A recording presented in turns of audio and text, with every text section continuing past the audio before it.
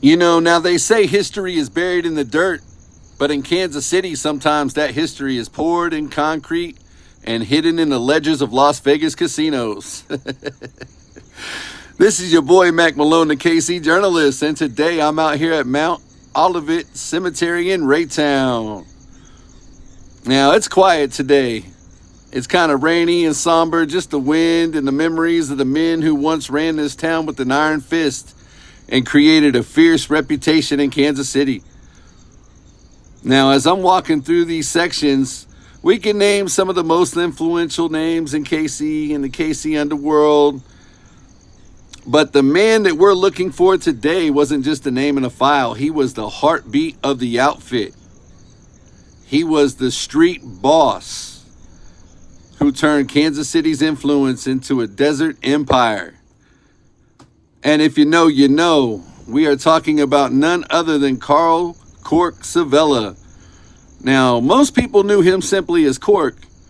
He was born right here in 1910. Cork wasn't just a mobster. He was the ultimate loyalist. While his brother Nick was the strategist and the brain, Cork was the muscle and the day-to-day engine and enforcer. Now, by the 1930s, he was already making a name for himself, starting small with tire thefts and before moving into other things and high-stakes racketeering and the Vegas skimming and everything that he ended up going down for. Now, Cork was a dapper man, and that made him dangerous. They said he was unpredictable, and he was fearless. When law enforcement started turning up the heat on Nick in the 70s, it was Cork who stepped into the sunlight. He took over the daily operations of the Kansas City crime family, but it was a move out west that would eventually be his undoing. And this place is just beautiful out here.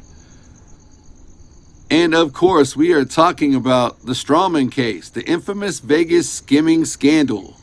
That just rolls off the tongue, doesn't it? Infamous Vegas skimming scandal. Now imagine millions of dollars in untaxed cash pulled straight from the counting rooms of the Tropicana and other Vegas giants. The KC mob had their hands deep in the pockets of the desert. And the FBI caught it all and seen it all.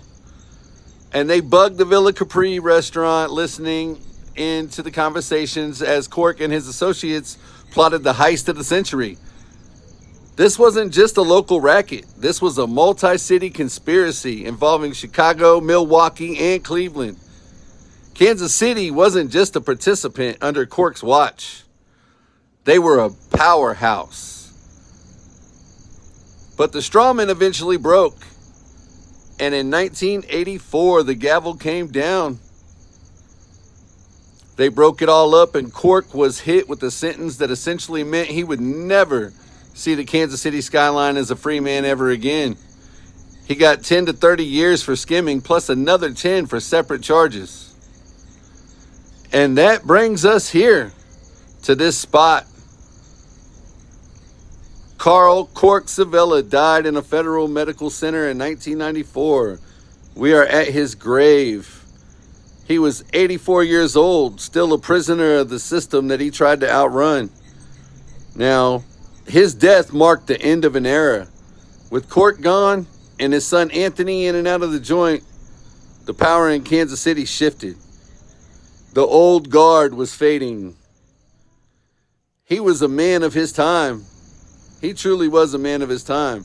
A time of loyalty, of secret recordings, and a grip on this city that still echoes today if you know where to listen. Now, from the neon lights of the Strip to the quiet grass of Raytown, the story of the Cork is the story of Kansas City's shadow history. Coming to you from the grave of Cork Civella. And this is your boy, Mack Malone, the KC journalist, reporting live from Mount Olivet Cemetery. Signing out. Peace. The KC trying